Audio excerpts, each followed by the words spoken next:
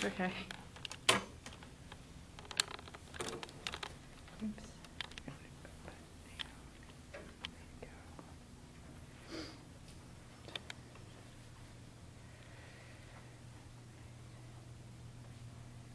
All right, that's everybody. Hello, fellow classmates and Mr. Elliott. My name is Dan Girardi. I'm going to do my speech, my persuasive speech, over water conservation and flood control. I don't know how many of you actually know what a 100-year flood is. I mean, most of us have heard the term. A lot of us have lived through it. A 100-year flood, according to Emily Holbrook in Risk Management magazine, says a 100-year flood is a flood that has a 1% chance of occurring in any given year. Now, since 1881, we have had 5 of these 100-year variety floods. And each one of these floods has sent trillions of gallons of water into the Gulf of Mexico. And this is water that could have been used for, irrigation, not to mention, the loss of human life and the billions of dollars of damage it caused. Now, the flood that we experienced a couple of years ago, left us inundated for months on end, while we had areas in Texas and in the Southwest that, had Dust Bowl conditions.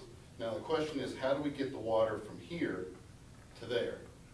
Well, we all know what the Continental Divide is. Water on one side flows to the east, to the Atlantic, the other side flows to the Pacific. Now what you have is, right along the front range of the Rocky Mountains, you have all these natural valleys. Now, my proposal is that we take these natural valleys that we have, we build small earthen variety dams along them to create little miniature aquifers. And through the use of tunnel boring machines, we can connect all these aquifers together. Now, we can essentially, by doing this, when we have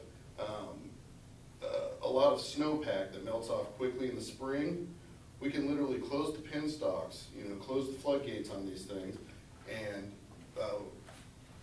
divert the water, to the other side of the Rocky Mountains through penstocks.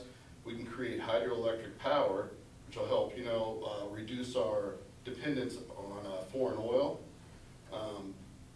A project of this magnitude would create tens of thousands, if not hundreds of thousands of jobs. Now, this is how we got ourselves out of the Great Depression, with large-scale public work projects. Giving stimulus checks to people, it's not the way to do it. Give people jobs, give people a way to earn, their way out of the hole that they're in, basically. It creates tax revenue.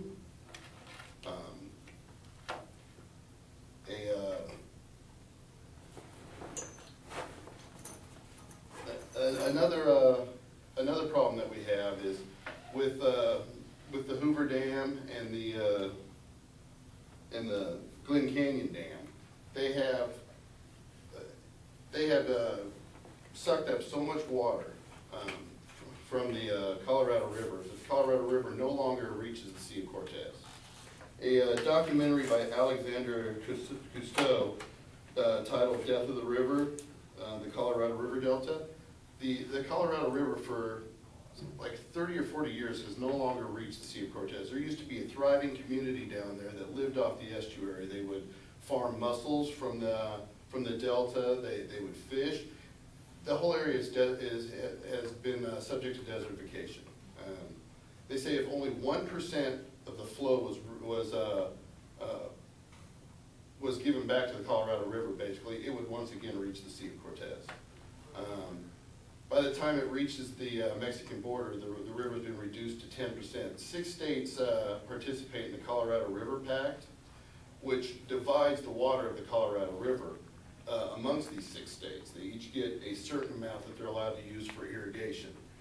And this, like I said, leaves only 10% once it reaches Mexico, and that 10% is used right there at the border. The river stops 20 miles from the border.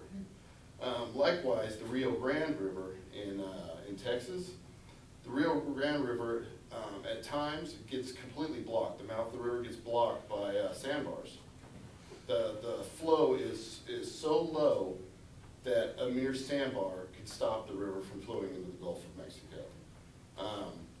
If a large-scale project like this would give us the ability to, if we have too much water, you know, in the upper Missouri River Valley, then you can close off the penstock, divert that down through from one aquifer to another, generating, you know, downhill flow of gravity, you're generating electricity all the way, and you can move that water clear from Montana along the Front Range of the Rockies all the way down to the Rio Grande and give water where it's needed there. Or if you have plenty of rain in the Mississippi River Valley and you don't need the water there, and you have a large-scale flood event, you can shut it off and divert it to the other side of the Rockies through other penstocks, generating electricity as it goes through, and you can easily, in one flood event, you can easily refill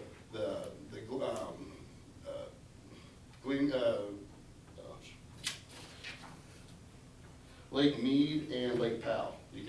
Both of them are sitting right now around 50% capacity. You can refill both of those in simply one flood event. When Lake Mead was, when Hoover Dam and Lake Mead was first created, the population of Las Vegas was only 15,000. It's soaring over 2 million right now, and they're all using that water. The main people that have a problem with this are conservationists. They think, you know, it's going to destroy the beauty of the Rocky Mountains. I think that's untrue, you know.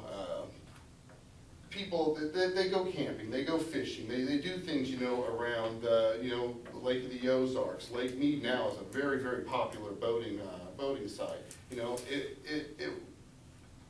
it won't really impact the fishing or the animals, the natural life. Sorry, the habitat, the natural environment much, because, you know, I'm talking, you know, up in the upper mountain valleys, you know, there's not a lot of fish that live up there, the water's fast running. You're dealing mostly with trout, and they do well in reservoirs as well as lakes or streams. So you're just gonna create areas for people to camp, hunt, fish, things like that. And a lot of people think that a project of this scale is not possible. It's unfeasible, they say, but it's been done before. The Snowy Mountain scheme in Australia, it consists of, it was completed in 1974, and it consists of 16 dams, 7 power stations, 1 pumping station, and 225 kilometers of tunnels, pipes, and aqueducts. So it's been done before. And also the Snowy Mountain scheme, there's only 2% of it that's actually visible above ground. Most of it's completely underground. So, and it's situated right in the middle of a national park. So, I mean, it can be done and kept balanced with the environment.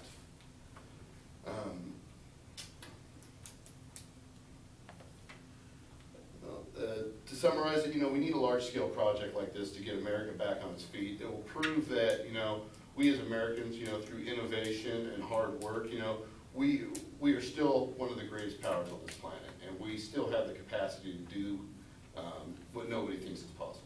Thank you. Sorry.